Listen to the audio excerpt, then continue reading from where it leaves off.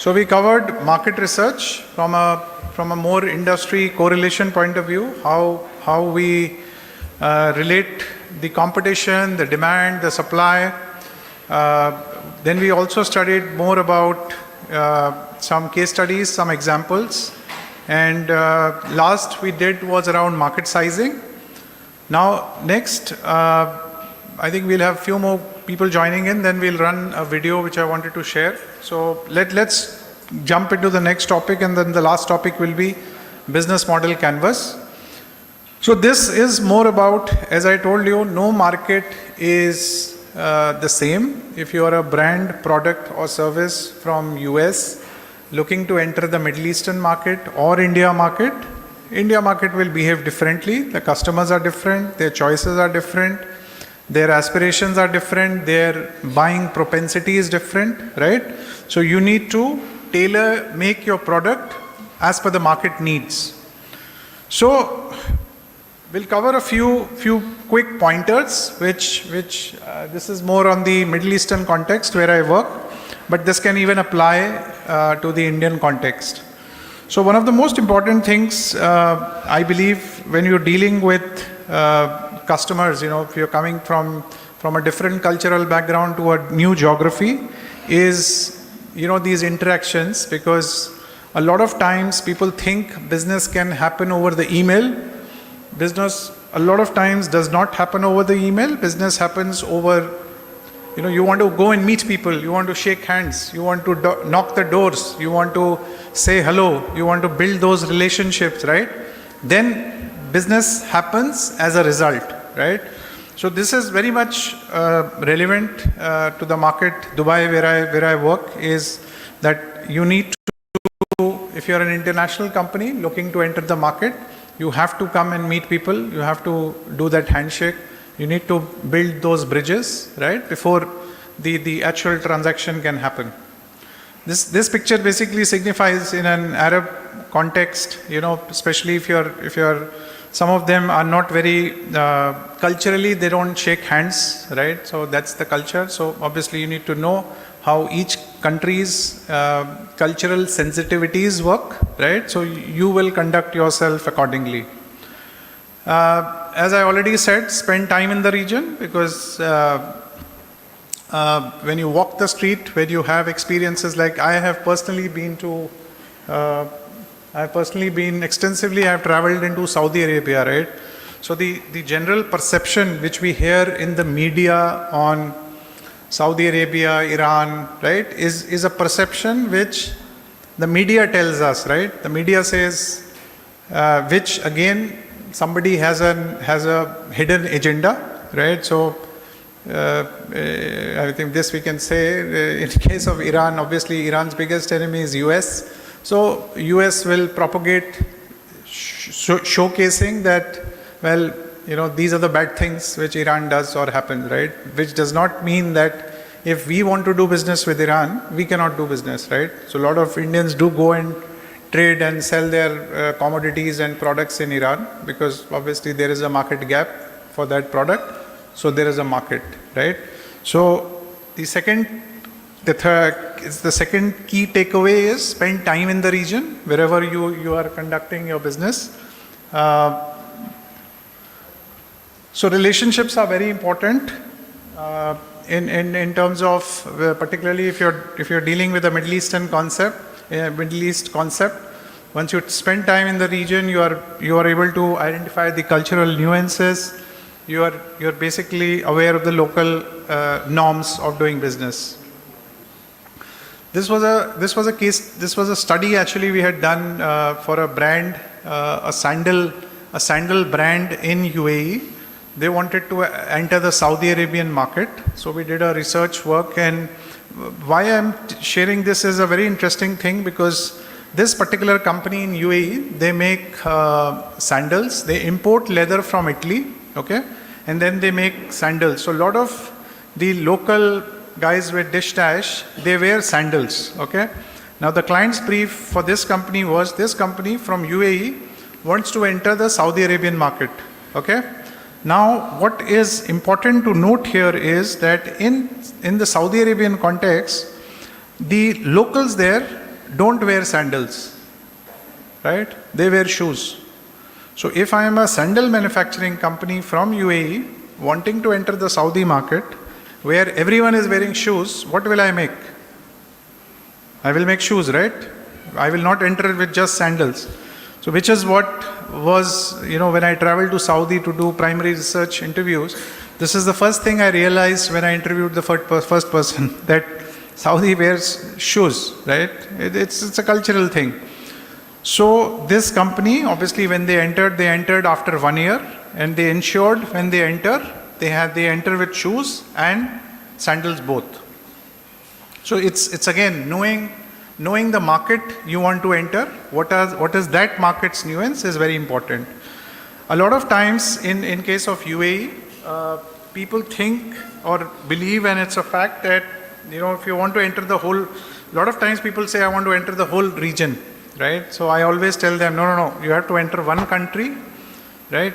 Even in India, if you talk of the Indian context and you say I want to launch a product, or a service, you would do it in a small market first, right? You cannot cover, India is such a big country, so diverse, right? How will you reach to a customer in the western part of India, right? Unless you have the critical mass and appeal, or your product is already tried and tested, right? So you would first test your concept in a local market, right? Makes sense? So anything, we spoke to you, what you're trying to do is for the local market. You're trying to build a solution to the local market, and next level of growth is where one need to think, how will I expand? Where should I expand? Should I expand to the immediate states first, right? Should I focus on Northeast first? Where are my margins? What will be my logistics cost, right? You need to think all of those things, right? Then only you will decide where you want to enter, where you want to further expand into. So those are the critical decisions which the business would need to take. Obviously, as I said, relating this to the India context, the whole of India is a very big market, right? So we need to focus where we cannot work with the whole market together. Take an informed decision on the right legal structure. This is also very important. A lot of times businesses are not sure, because you are just testing the waters as to what is the right form you should enter the market. Should my eventual business be built on a franchise model, or should my model be my own stores, right? What is the right model? So you will never have an answer early on. That answer will only come as you progress building the venture. With your experiences, with mistakes, you will learn what is the right way of moving forward. So legal structure, legal entity is very important. In case of Middle East concepts, there are two kinds of companies. There's a mainland company, there is a free zone company. I'm not getting into the nitty-gritties on that. Undertake your own external research on pricing. I think we have covered this quite detailed in our past discussions, that obviously pricing is a very critical important, and there's a whole lot of exercise that you need to do to arrive at your pricing structure. Obviously you need to ensure you're covering your costs, you need to cover your overheads, you need to add your profits, right? And that's how you would arrive at your pricing. Now these are different metrics which you will study as you progress in your academic journey. This is a very famous strategy framework called the Porter's framework, which talks about the market environment, when you're analyzing any business, right? The political, economic, social, technological, legal, and then how the different forces impact the business, which is the strength of suppliers, threat to new entrants, level of industry competition, strength of buyers. These are the different criteria which you see on the right side bottom. It's very important from time to time to sit down with a blank piece of paper and do this exercise. This is a situation analysis. Again, is a combination of pestle analysis. This is another thing you will study going forward. I will move forward. Porter's 5 forces we discussed. Positioning of the product is extremely important. I think this again we touched upon. Who am I to the customer? Am I a premium product? Am I a mid-term product? Am I a high-end product? Am I a mass market product? Right? If I'm in the footwear business, right, Action deal is a completely different end of the value chain. Action is targeting its customers, right? Bata has its, again, a diverse set of products, but to a different audience set, versus Liberty, which is positioned differently. And then you have other high-end brands, like Nike, Adidas, more on the sports side, and they play more of a high-end game, right? So where am I positioning my business from a product and service point of view? Positioning of the product. Now, this is another example which I would like to share. This was a study we had worked in a few years back. Tim Hortons is like a Starbucks in Canada. And when Tim Hortons entered the UAE market, they, interestingly, we were involved in their research and market entry, deep dive research. And what the brand took the decision is they opened all their locations next to Starbucks. So here you have Starbucks. Tim Hortons took their location next to Starbucks. Tim Hortons actually now is quite popular in Delhi and Gurgaon, as I understand. I'm not sure. Is it in Guwahati? Not yet. Okay. So now, if you look at Tim Hortons in Canada, okay. So if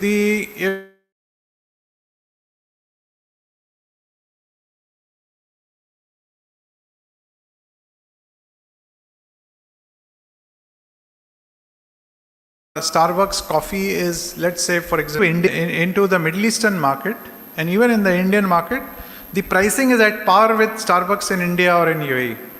So it's the same pricing, right?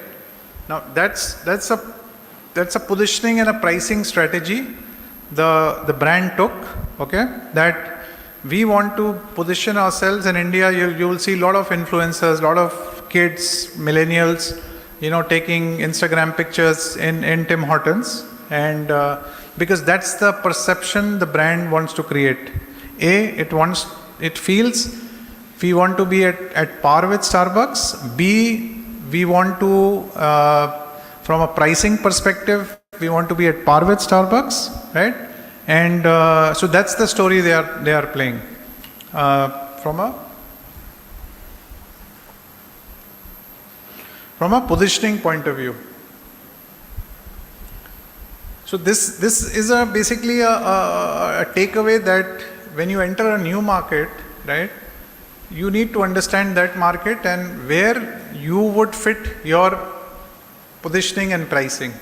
It may not be the same as, but of course this may not apply to luxury brands like Louis Vuitton, Gucci and all, right? They are luxury. It's a common luxury brand across the value chain, Dior. So what Dior will sell in Dubai or in London, it will sell the same price. Probably pricing will slightly vary because of the taxation and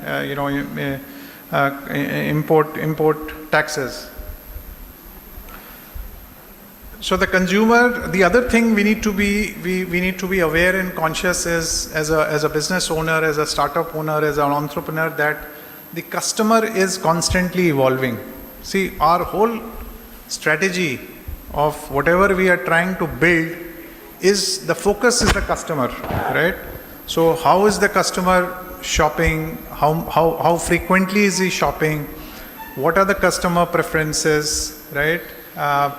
Does he buy online? Does he buy at the store? So we need to be, as a business owner, as an entrepreneur, we need to be very, very clued on to this, because this will decide our strategy, our game plan, right?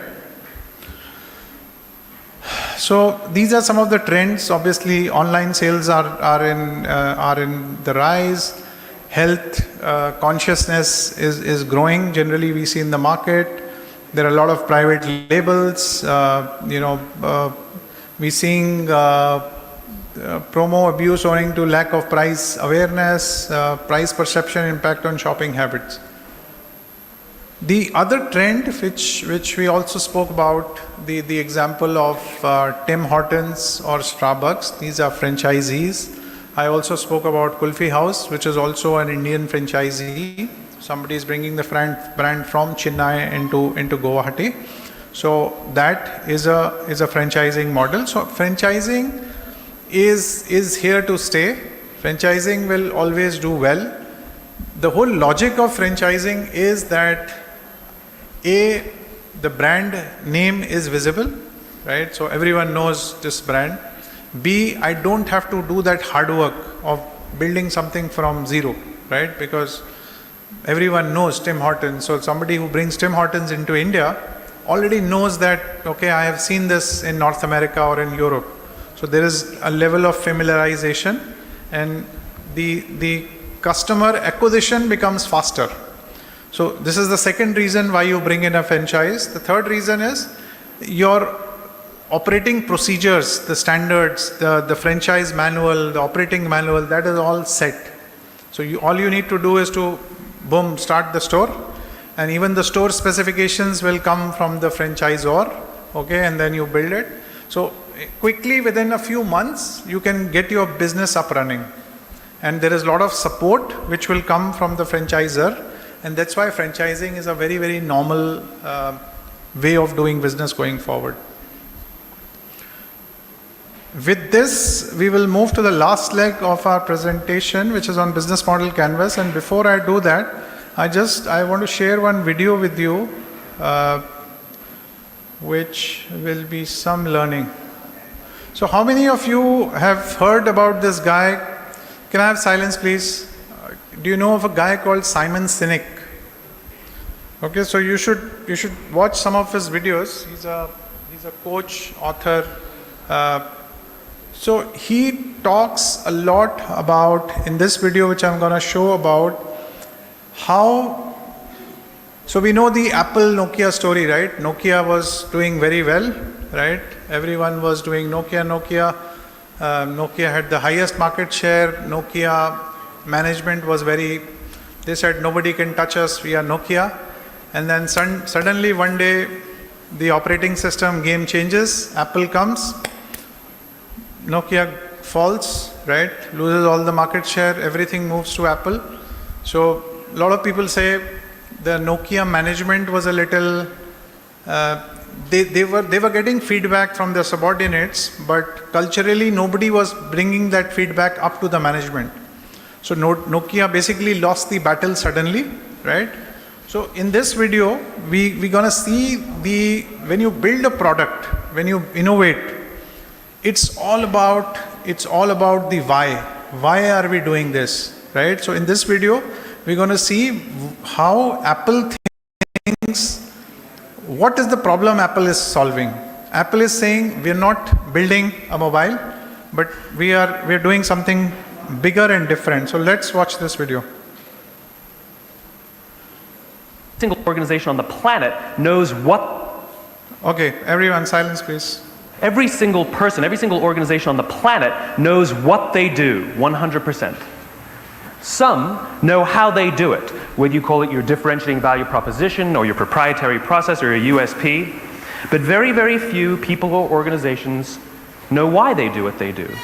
And by why, I don't mean to make a profit. That's a result. It's always a result. By why, I mean what's your purpose? What's your cause? What's your belief? Why does your organization exist? Well, as a result, the way we think, the way we act, the way we communicate is from the outside in. It's obvious. We go from the clearest thing to the fuzziest thing. But the inspired leaders and the inspired organizations, regardless of their size, regardless of their industry, all think, act, and communicate from the inside out. Let me give you an example. I use Apple because they're... Example, now he's talking about why do we do what we do, right? So now this is what his analogy is giving on Apple of how Apple thinks they do what they do. Gets it? If Apple were like everyone else, a marketing message from them might sound like this. We make great computers. They're beautifully designed, simple to use, and user-friendly. Want to buy one? Meh. And that's how most of us communicate. That's how most marketing is done, that's how most sales is done, and that's how most of us communicate interpersonally. We say what we do, we say how we're different or how we're better, and we expect some sort of behavior, a purchase, a vote, something like that. Here's our new law firm. We have the best lawyers with the biggest clients. We have, we always perform for our clients, do business with us. Here's our new car. It gets great gas mileage. It has, leather seats. Buy our car. But it's uninspiring. Here's how Apple actually communicates. Everything we do, we believe in challenging the status quo. We believe in thinking differently. The way we challenge the status quo is by making our products beautifully designed, simple to use, and user-friendly. We just happen to make great computers. Want to buy one? Totally different, right? You ready to buy a computer from me? All I did was reverse the order of the information. People don't buy what you do, people buy why you do it. People don't buy what you do, they buy why you do it. This don't buy what you do. People buy why you do it. Right? Very profound. So it's like somewhere when we go to pitch an idea to somebody, right? Or you're trying to raise money, you need to convince that gentleman that not because what you are doing is great, right? But it's more about the why. Why are you doing it? Why are you so passionate about this? And why do you believe this is going to be a game changer? That is what Apple completely flipped their business model, right? They said, this is what we do, greatly designed, we're solving this, do you want to buy one, right? They're not saying we are a beautiful phone, we are a great technology, they're not saying that. So you have reversed your strategy. Every single person in this room is perfectly comfortable buying a computer from Apple. But we're also perfectly comfortable buying an MP3 player from Apple, or a phone from Apple, or a DVR from Apple. But as I said before, Apple's just a computer company. There's nothing that distinguishes them structurally from any of their competitors. Their competitors are all equally qualified to make all of these products. In fact, they tried. A few years ago, Gateway came out with flat screen TVs. They're eminently qualified to make flat screen TVs. They've been making flat screen monitors for years. Nobody bought one. Dell came out with MP3 players and PDAs. And they make great quality products, and they can make perfectly well-designed products. And nobody bought one. In fact, talking about it now, we can't even imagine buying an MP3 player from Dell. Why would you buy an MP3 player from a computer company? But we do it every day. People don't buy what you do, they buy why you do it. The goal is not to do business with everybody who needs what you have. The goal is to do business with people who believe what you believe. Here's the best part. None of what I'm telling you is my opinion. It's all grounded in the tenets of biology. Not psychology, biology. If you look at a cross-section of the human brain, looking from the top down, what you see is the human brain is actually broken into three major components that correlate perfectly with the golden circle. Our newest brain, our Homo sapien brain, our neocortex, corresponds with the what level. The neocortex is responsible for all of our rational and analytical thought and language. The middle two sections make up our limbic brains.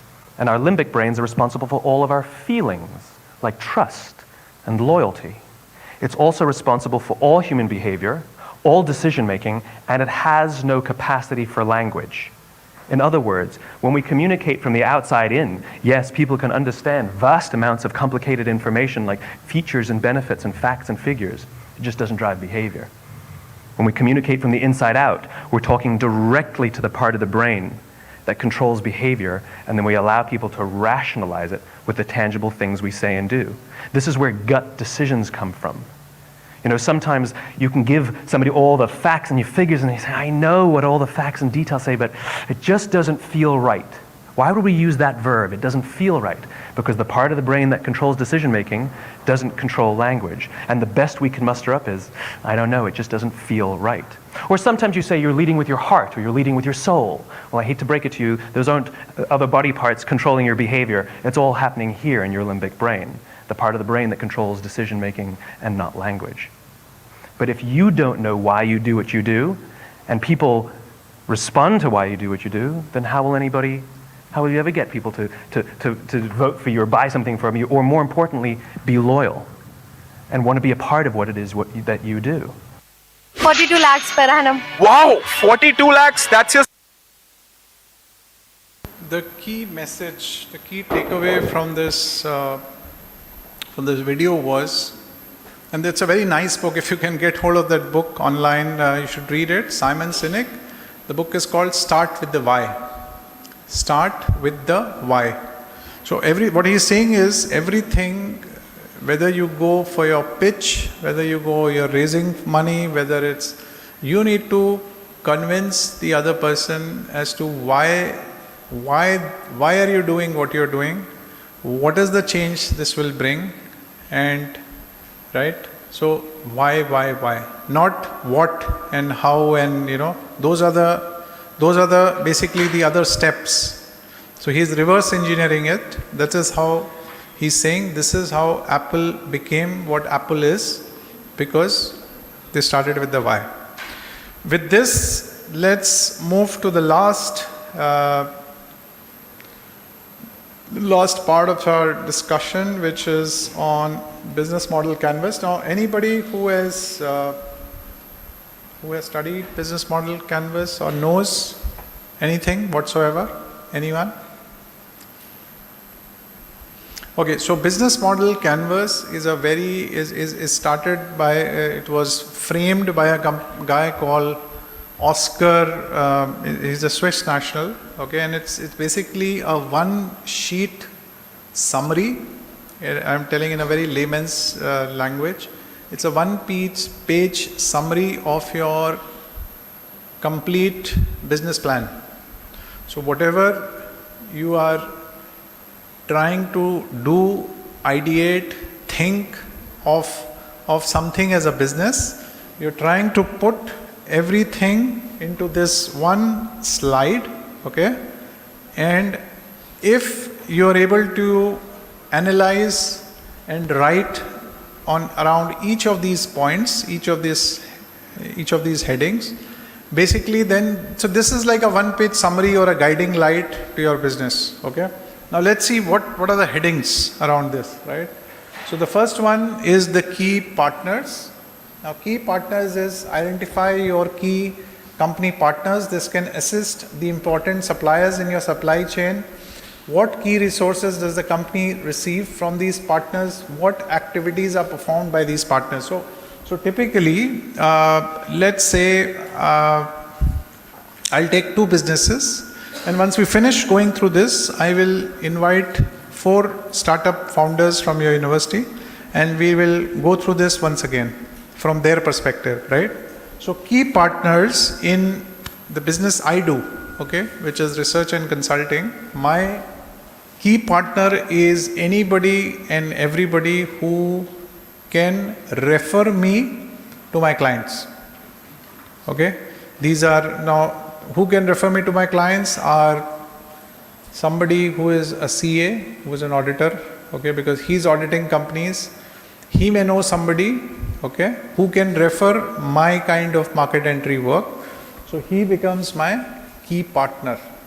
So similarly, whatever business we are thinking, each one of you may be ideating, you need to think you need to jot down who will be my key partners, which will help me scale and grow this business. Clear? So the second one is key activities, okay? So what specific key activities are necessary to deliver your value proposition?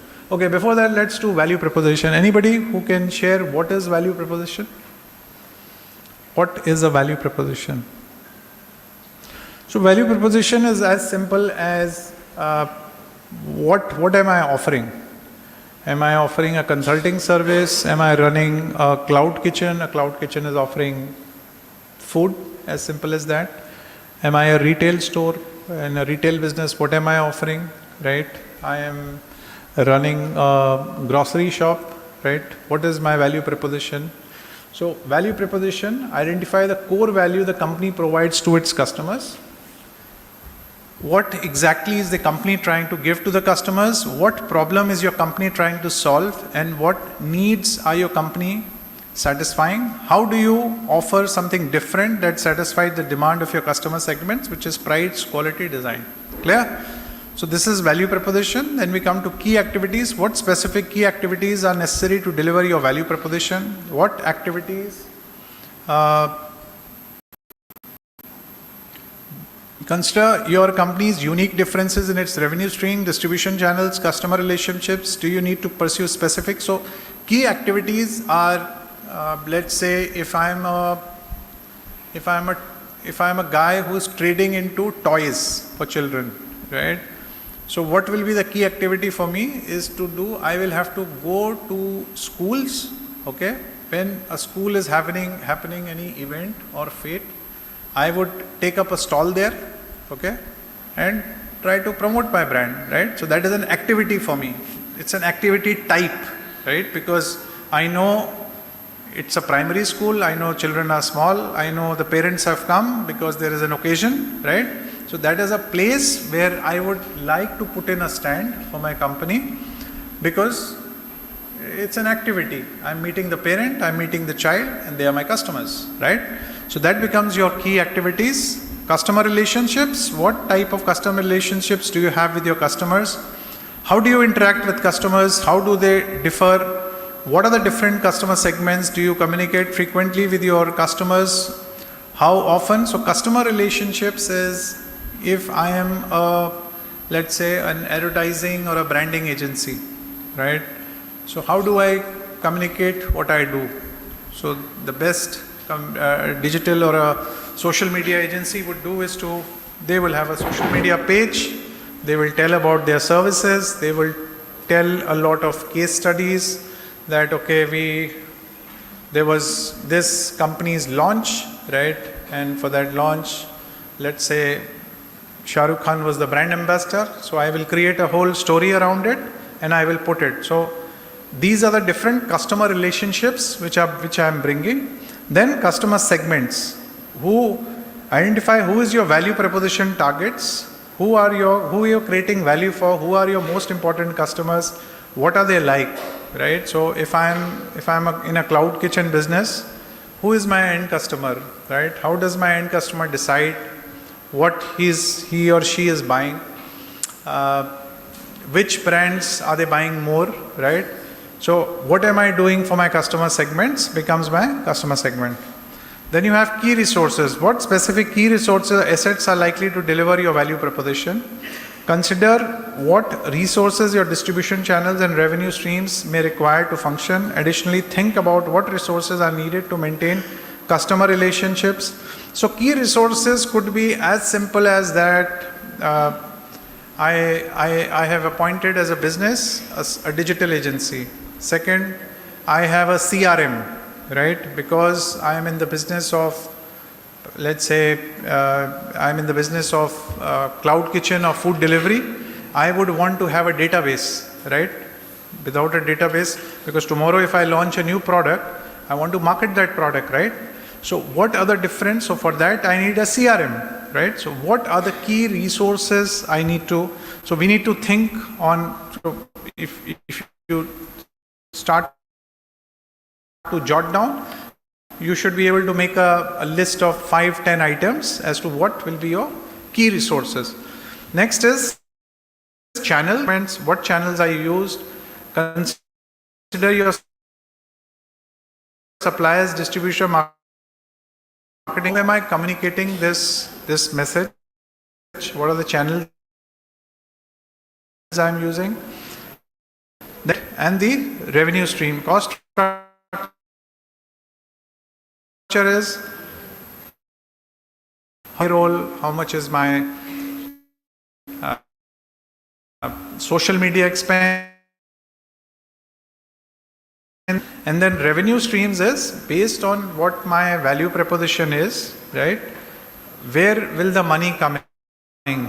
So if I'm creating a platform, let's say like Zomato,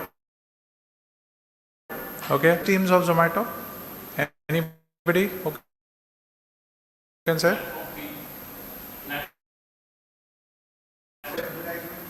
Correct? Discounts, okay, correct. Any other co-branded promotions? Because we own the restaurant space. So does they also have a cloud kitchen invoicing platform, right? Invoicing, the menu, all of them. They have all of that in cloud. So various which act as their different revenue streams. Okay, so my revenue streams in whatever area I'm working in, and then what are the cost structures in my business. So with that, can I invite the 4 companies to the stage, please? And please bring 2 mics. Here is 1 mic. Hello, check.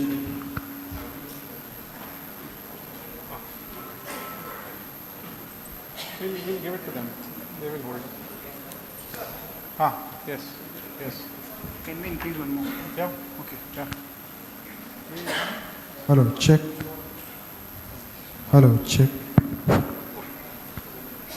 Please, take one more chair then.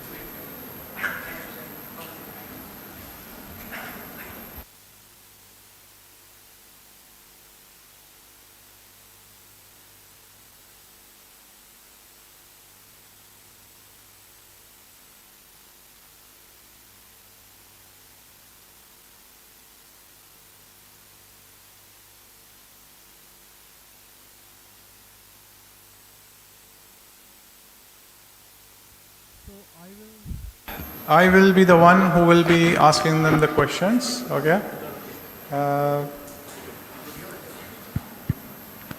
I may not be clued into your name, so maybe you can start from the other end. In one line, describe your... The mic on? Yes, sir. Yeah. Hello. So we will start with the value proposition. So what is a value proposition?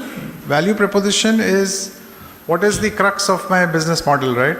Where will the revenue come from?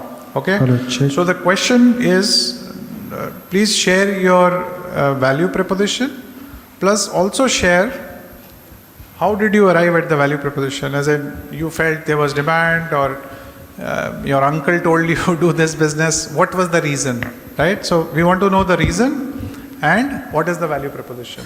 So first the value proposition, then the reason. A very good afternoon to everyone.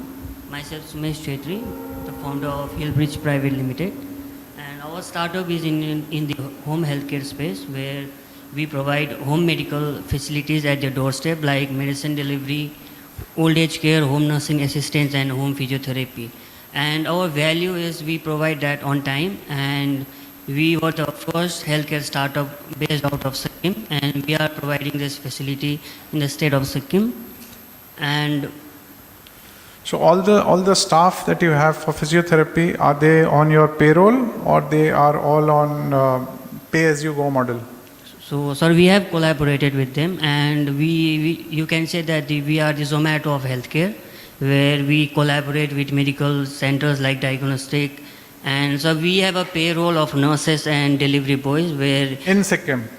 Yes, sir. In Sikkim, okay. And so only the diagnostic center and the medical centers were providing those kind of facilities, and we started this during COVID, where COVID started and all the people were staying at home, and we used to get calls for oximeter and everything like that. And during that time we stayed outside and we didn't go our home due to the So are you a student, or are you doing this full time? So we are doing this full time, and so I have graduated in BCom in 2019 from Assam University. Very nice. And so I personally came from Sikkim to attend. And what drove you to, so pandemic drove you to this opportunity? So pandemic plus, so my mom is a diabetic patient, and diabetes and pressure is rising a lot in Northeast or in any region. And my mom used to go 2 times for a diabetic sugar test. So I thought of giving nurse at home so that she should not go for Very nice. Can we have a big round of applause? So, he's alumni from your university, so I think it's a very compelling story. Obviously, the opportunity he saw is during pandemic, because with all the things which happened in pandemic, and that is how you stumble upon opportunities, right? Thank you. Next. Good afternoon, everyone. My name is Amlandip Saikya.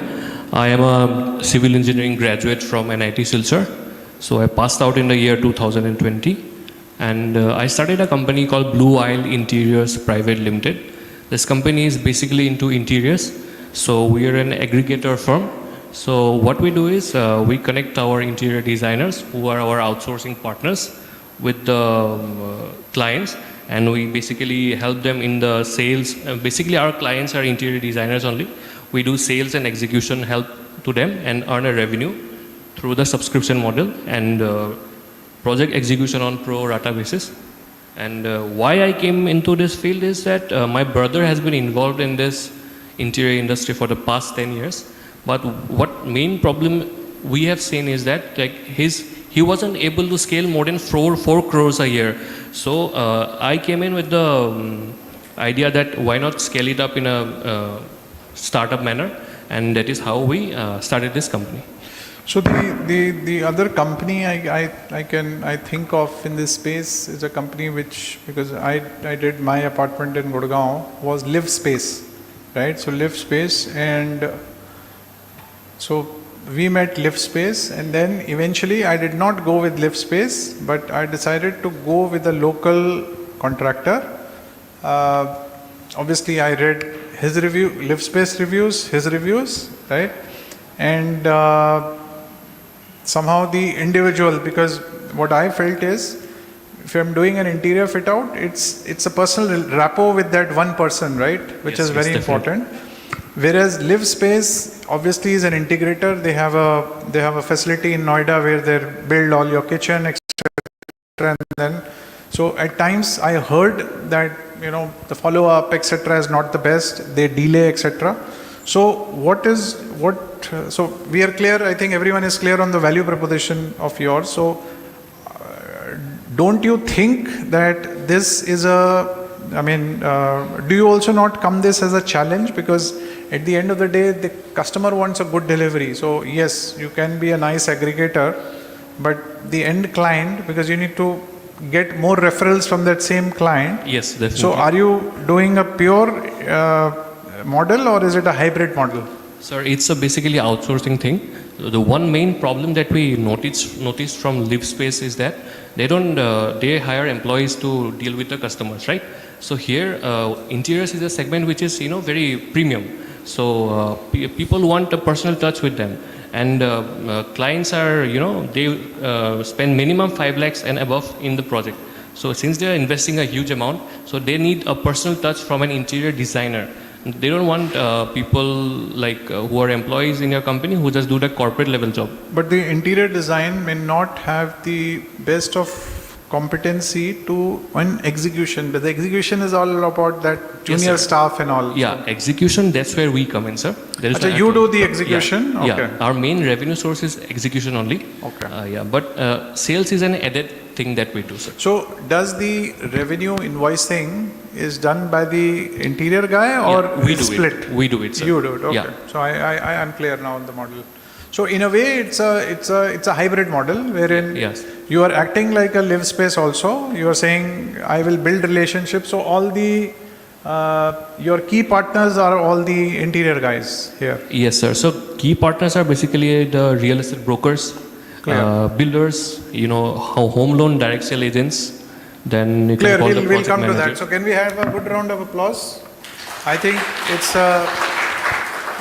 a good problem to solve, because Guwahati is a big city, and a lot of times you want to go to a specialized guy, because it's obviously a lot of times we think we will save if I deal with different people, but at the end you end up messing up, right? Because there is an element of design, there is a vision. The individual you may be dealing with, he may not be able to translate the vision, right? So that is where their company's role comes into the picture. So I think it's a good problem they're solving. Thank you so much. Next person, please. Hello. Hello everyone, my name is Saurabh Nath and I am the founder of the Funked Media, and my company is a personal branding agency for CEOs, coaches and consultants, and we are helping CEOs, coaches and consultants build their own personal brand on social media, which helps them build more trust, credibility, which leads them to more sales and business. Okay, so please, after this meeting, send me a proposal. I will be interested in your services. Sure. Okay, so jokes apart. Okay, clear on the value proposition. What do you think? There is so much happening in the, we are dumped with a lot of information all over. I am clear with your value proposition, but how does, maybe I'm jumping the gun, but how easy is it for you to showcase this value proposition around? I mean, how would you market that value proposition? Yeah, so to market. And how old is the business? I am doing it for 1.5 years now. And how big is your setup? Setup, like we have in-house team of 5 people, and rest things we outsource. Okay. Like the production part, we have partnered with another white label agency. So the mix of the production part is outsourced by us. But just a caveat: if you're pitching outside, here you are saying is fine, but don't use the word outsource. Yeah. Just my personal experience, because sometimes people think that the whole model is outsourced. Exactly. Outsourced, and the other word is offshored. So if Yeah. I'm in Middle East, I may be offshoring work here, right? So be careful with the choice of words. But I'm clear with your business model. Okay, and how many, does your customers come on a retainer or they are ad hoc individuals? So we are running on subscription model. So we have some monthly plans, and each package has different set of offerings. So basically we are doing personal branding with a twist, like for example, let me give you an example, like you as a consultant, I've been sitting here for the entire day now, and I know you as a person now, I knew you as a personal brand now, and whenever I would be needing a consulting service, first thing I'll think of is you, because I know you in person. So against to that, for your company, if I am someone X finding for consulting services, I'd be Googling your company, going through reviews. But if I know you as a personal brand, I will not care of what your company name is. I'll care for you as a person, and I believe in you, so I'll come to you. And what are your different contents which you use as part of the marketing? Yeah, so for marketing, we use first, our specialty is podcast appearances. Like for any coach, CEO, consultant, we partner with multiple podcasters. So we help them get show or get appeared in big podcasts. So what happens is that a podcast, each and every podcast has the premium audience listening to a podcast. So getting someone in a podcast helps them get the premium audience eyeball. Second thing is we do is videos, short videos, and LinkedIn post, Instagram post, X threads. These are the things we do. So this everything comes together as a package, and we have created a funnel, basically a marketing funnel, a proper solution. And how many customers do you have currently? Currently, basically, I am not serving in India, so all my customers are US based, and currently I have 5 people, 5 customers on a monthly subscription. Okay, in the US. In the US, I have in US, France, and how do you get them? I get them through my own podcast. So I have my own podcast. I have my own. Some clients come from referrals, and most of the clients come from podcasts, because every single day I am having recording a podcast episode and bringing clients. You have graduated from this university? No, I am still studying. Which year? I am in 3rd year. 3rd year. Okay. Big round of applause for him. So I think commendable. He's able to find time. Positives is he's able to think out of the box, because obviously India business can be competitive in what he's doing. So if he's able to find customers outside, nothing like it. Obviously you you're able to bill in dollar terms, right? So good job. Good afternoon, everyone. I am Ritun Burman, and before I share my value proposition, I would like to share my intention behind it. So, ever since I came into my senses, I have a habit. Every time I feel low, I would go into the kitchen and look for something to snack on. And not just that, food has always been an integral part of my life, and not just my life, it has been an integral part of everyone's life. We need food 3 times a day. It connects us. You meet a friend after years, you connect over something, right? Food has become a status symbol and so much more than that, right? So what I decided is I want to offer food at the best price, with the highest quality. And the best way for me to execute that plan was through a cloud kitchen. So what I did is I took a place. Initially we started from the university itself. Now I have a place of 750 square feet in a central location of Guwahati. We recently launched. It's very early. But yeah, that's my whole intention and purpose behind this whole venture. We want to help people. We want to make people's life a little better by providing them good quality food when you come home from your office and you don't want to cook for yourself. We want to take that part out of your life and make it easier, make your life a little bit more bearable through food. And that's why we stand for. We stand for making your life better through food. Thank you so much. So what I like about his value proposition or his pitch is he started with the why. Did you observe? So he was the first guy of the 4 people who have spoken so far. He literally followed what Simon Sinek said. So basically what he did was he tried to connect with you, the audience, by saying, why am I doing what am I doing? So he could have said, oh, I'm doing a small cloud kitchen, part-time hobby, and I'm trying it. Maybe it will work, maybe it may not work. But he started the opposite way by saying, hey, you know what? I realized that I just found kind of my calling, and I like making friends, I like to share, blah, blah, blah. And he started with this cloud kitchen story. So I think, good job. This is how all of us, as you get into your academic life, you need to, even when you introduce yourself, remember that when you introduce yourself, don't say, I am this, I do this. You can start with your introduction could be your purpose. So the other person, whether it's your teacher, your anybody, people like it. Okay, when they see you are saying that I'm, or you end the conversation by saying, I'm passionate about this, this is my hobby, or I see myself working in an XYZ area.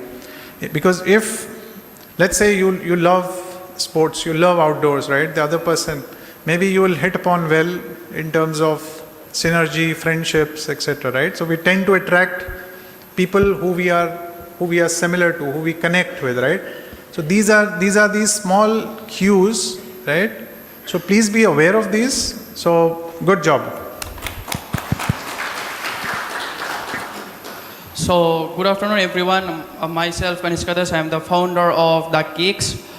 Basically, we used to manufacture the replicas of Nike, Adidas, and Puma. And with that, we used to customize the leather shoes. My 2 stores is there. One is in Mumbai. The retail store is The Cakes. And most of the time, we used to do wholesale from Tripura. We used to import the soles from Vietnam and from other countries like China. And then we used to manufacture it in my machinery. After that, basically, I started my business from class 11, when I was in class 11. That time, as I am from the Catholic school, so I used to see everyone wearing the branded shoes. So that time I don't have enough budget like to buy a branded shoes. As Nike, that time it used to cost around 5K above. So being a school student, I cannot afford 5K shoes. So that's why I thought of I should make something by which everyone, the middle student, like the school students, college students, they can afford. So that was my aim. And currently, from last 2 years, I have sold more than 2,000 ever pairs, and with 25 lakhs revenue. That's it. So great.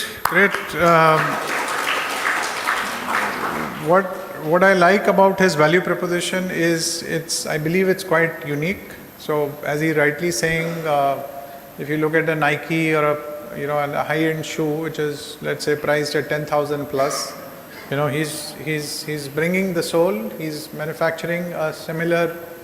What is the word you are using for it? He's creating a replica of that shoe at a much lower cost, which is, let's say, your production cost is what, 1,200? Yourself, yeah. He's selling it at, so obviously he's making a margin. And then the guy he's selling into, which is a wholesaler, he's selling it for 2,200 or 2,500, right? So the double the price. So basically he's making his margin. The wholesaler makes 100% margin, the guy who's buying from him, right? And let's say you and me are buying that shoe for 2,500, which is, let's say, worth 10,000. So it's a real replica of that shoe. So from a value proposition point of view, it's a great idea. But because I met him earlier, what I've asked him to is to also check from a intellectual property, compliance, regulatory point of view. He needs to be more aware because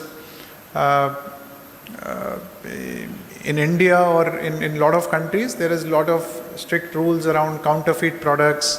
Now, maybe his selling story could be not copy, but maybe he says that these are, rejects, right? Who's going to prove whether it's a copy or it's a reject, right?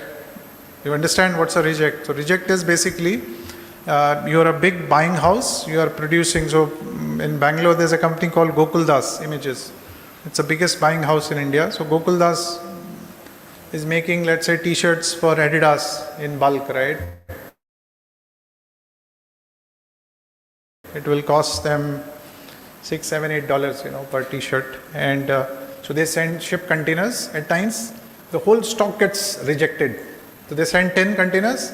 Out of 10 containers, 2 containers are rejected.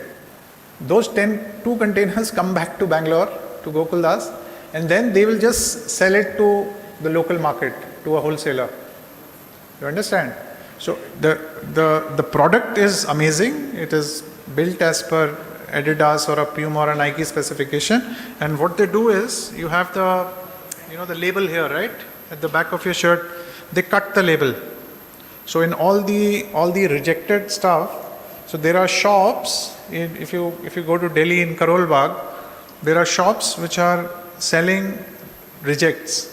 Now, there is a lot of fake stuff which happens in that only. So there will be a genuine guy who is selling rejects. There is one guy who is selling copy, which he's saying, I'm doing copy, right? So there is copy, there is reject, and then there is a guy who is doing fake also, which basically you will wear like for a month and the shoe will be torn or the t-shirt will fade, right? So these are different business models. Maybe he's selling very cheap, but the t-shirt will lose its color, right?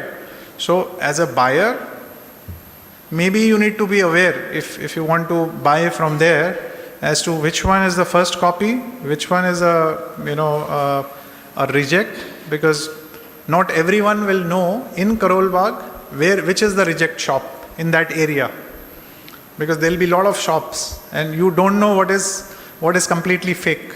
You will end up going to a shop and buying which is completely fake, and the t-shirt will fade in like 1 month or 2-3 washes, it'll finish, right? So all these are various business model types. So I think we have a good mix of diversity. Each one is in their different stage of the business. Most are close to startups. From a duration point of view, we are seeing a good diverse mix of service versus product, right? He's a product-based business. Social media brand is more of a service-based business. You understand? So nice mixture, nice diversity. We will not delve a lot more into, maybe we'll have one more round of questioning. Anyone has any questions so far? Anyone who wants to know specifically any of the things which we want to cover? Anyone from the audience? Yes, please. Yeah. Yes.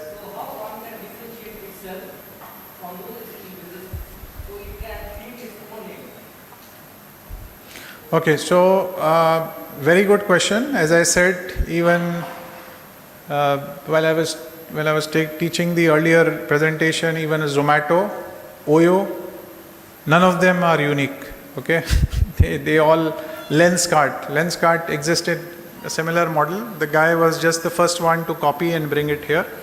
So maybe we can let's just ask them individually, right? I think it's a relevant question as to how do you believe, or how do you going forward, how do you believe you want to be different, to answer his question? So actually even we thought this way, and we were not the only first one to provide medical facilities at doorstep. This service has started in 90s only, right? But sir, our MVP is really different. We are also into finance, where our main vision is to give accessibility and accountability on healthcare. And in accessibility, we are providing by collaborating with medical facilities, and for accountability, we are also looking into banks collaboration, and we are basically tackling the medical insurance sector, right? For one hospitalization or for one bad health in your family, like cost your whole savings. Like even people are taking out loans for medical facilities, and most of people are going into poverty. And this year, more than 39 million people moved into poverty due to payment on healthcare. So we are coming up with a very unique product in the finance, especially in medical services, right? I cannot say our idea, but we are also in ideation stage, MVP stage. So and in a market there is always same kinds of product, like there is Adidas, there is Nike, there is Puma. So everyone has their own vision, everyone has their own perception. So I really don't think that same product will create any problem, because in India there are a lot of peoples. We are also the most populous country in the world. So actually, sir, I appreciate to start more startups for employment generation and for problem solve. Okay, I think that's a fair answer. That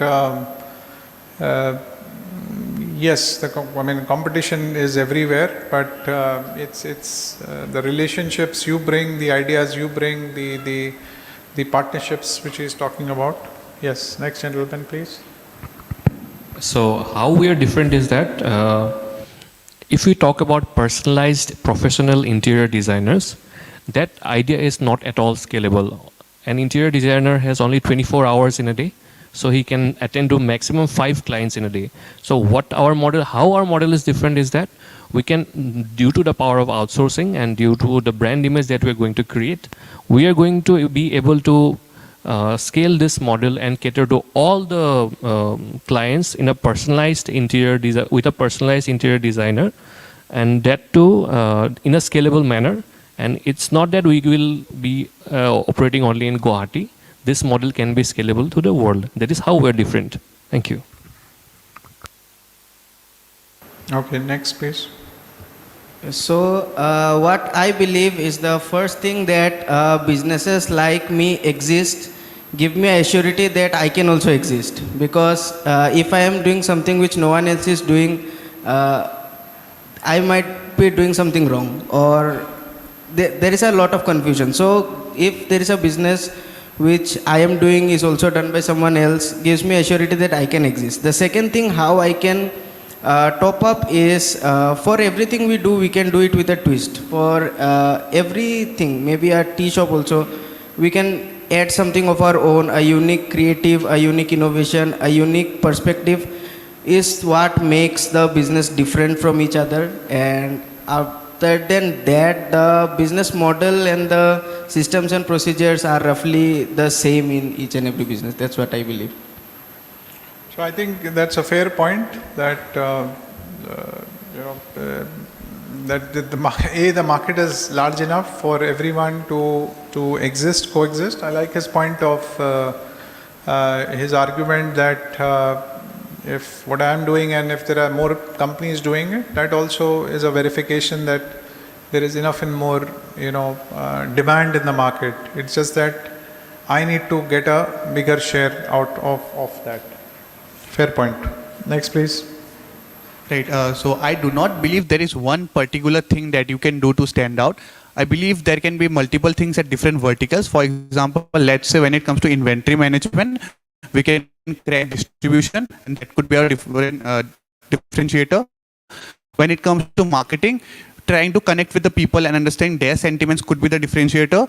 Making people feel good about themselves could be a differentiator. For example, let's say with every packaging, instead of saying something about our brand, saying how good our chicken is, we should try to appreciate the person buying the chicken or whatever we are selling at, right? Another thing is when it comes to the product, you can find your differentiator. For example, let's say there's a different fried chicken brand who makes good flavors, they have good continental spices or whatever it is, but we can still find the market by making the most juiciest chicken. Okay, at the same product, do something differently. Find one niche, be the best. Great, and which is somewhere I also believe that the other analogy I was giving, be a heart surgeon, then to be a generalist doctor. So and this, if you implement this in your life, do that one thing 100%, be a encyclopedia of one thing, okay, and then the others you could do 60-70%, because that one thing will basically act as a game changer in your career. I mean, this is more of a generic remark, but the key message is you need to champion one area, whether it's one subject. Now it could be around your interest area, it may not be around of interest area, it may be an area where there is a lot of market demand because the market needs it, that's why you're doing it, right? But doing that one thing 100% will take you very far in life. Okay, so how my shoes brand, the shoe quality is different from others, okay? Are you wearing you should be wearing your shoe today, which you are not, I think. Yeah, sure. So that is the first mistake. It's okay, sir, no problem. Okay, so I'll tell you a short story, okay? From China, India used to import the first copy shoes. It's cost around 600 to 500. And they used to sell in India as retail price more than 2,000. You can go any of the retailer stores in Guwahati also, there are many. Just go and check their quality. Within 1 year, it will tear. The glue also, it will come out. Wear my shoes, I'll give you 2 years guarantee of the glue, of the quality, everything. If it get torn, just give it back to me. I can give that much guarantee on my shoes. There's a difference. Like, for example, from Dubai, the Dubai quality is far better than my quality, but the pricing is more. From Dubai also they used to import, but those are the premium to top premium segments. And from Vietnam also they used to import the copies, but these are the middle segments who can afford everyone. Like a middle class, afford kar sakte, itna bhi nahi, but kar sakte. But wear my shoes, 2 years above guarantee, that's my guarantee on my shoes, that's it. Who is buying his shoes? Any takers today? Although you can give a special offer price today. If they make the booking, only applicable today. 200. You have your chance. Yeah, 200 rupees discount. No, give them the end customer price, na. Okay, I'll give it. Sure. Let's see. Yeah, please take the price from him today if anyone is interested. So, thank you, gentlemen. With that, we come to the close of this session. I think it was a lovely time interacting with you. I definitely learned a lot from all of you. It's really an honor and privilege. And please continue with your academic journey with a lot of reading interest and learning around. and I look forward to seeing you again. Thank you so much.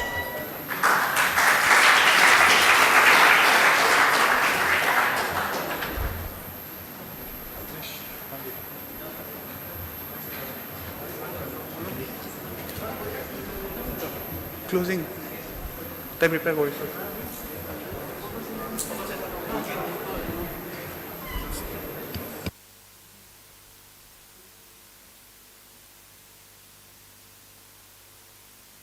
You can say who you want to say. Yours, you want to say.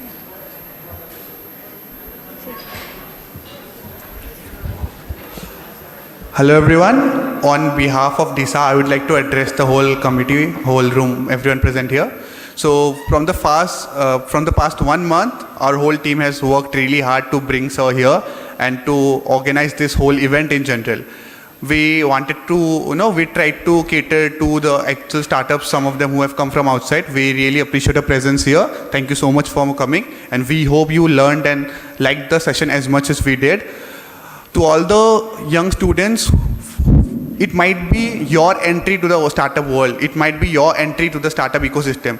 And it's not necessary that, all of your ideas have to be fully formed, right? You could have one spark, something that you want to explore, and you could move forward. And just like, Alien once said, ideas expand as you work on them.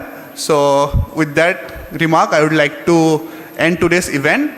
I hope you will be staying connected with us, and we could host more sessions, and also you will be joining the upcoming workshop that we have in the next 4 days. Thank you everyone. This is the end for today. We'll be having a small photo shoot session with Sir. So please everyone, we would like to request all of you to come to the front.